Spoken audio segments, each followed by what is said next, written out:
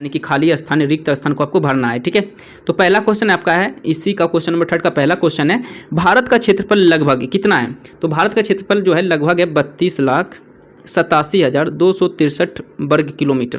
Okay, kilometre नहीं वर्ग kilometre, क्योंकि क्षेत्रफल स्क्वायर में मेजर किया जाता है। ठीक है, ओके, इस तरह लिखना है वर्ग किलोमीटर, इस तरह स्क्वायर आपको देना है। ठीक है, तो 32,87,263 वर्ग किलोमीटर है। तो इसे आप पूरा ना लिख करके आप पॉइंट में लिख सकते हो 32.8, इतना भी लिखोगे तो चल जाएगा, या फिर यहाँ पे 7 लगा दो। ठीक है, तो इस तरह यहाँ पे आप लिख सकते हो 32.8 भी लिख सकते हो सिर्फ, या फिर 87 लगा दो, क्योंकि लगभग है ना, तो लगभग है तो इसका मतलब ये है कि मैं एग्जैक्ट पूरा नहीं लिख रहा हूँ। ओके, यानी कि हम सिर्फ संकेत दे रहे हैं कि लगभग में इतना इसका क्षेत्रफल है। ओके, एग्जैक्ट मैंने नहीं, यहाँ पे क्वेश्चन में आपको बोल रहा है कि लगभग में। ओके, तो लगभग में मतलब कि आपको सिर्फ इंडिकेट कर देना है कि हाँ भाई इतना है। ठीक है, तो आप इतना तक भी लिख सकते हो 32.8 या फिर 32.87 भी थोड़ा सा बढ़ा सकते हो। ठीक है, तो आपकी मर्जी, सब सही होगा। ठीक है, चलिए इसी का क्वेश्चन नंबर 2 है, महान हिमालय को खाली स्थान के नाम से जाना जाता है? तो महान हिमालय को हिमाद्री हिमालय के नाम से जाना जाता है। ठीक है, तो 2 नंबर का हो जाएगा आंसर आपका हिमाद्री, खाली स्थान पे हिमाद्री आपको फिल कर लेना है। ठीक है,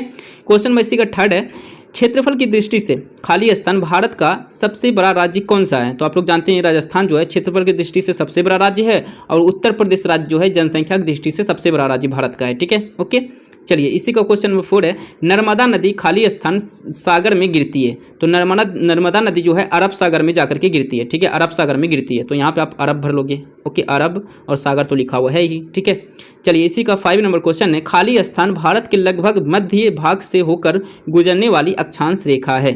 ठीक है, तो इसका आंसर हो जाएगा कर्क रेखा।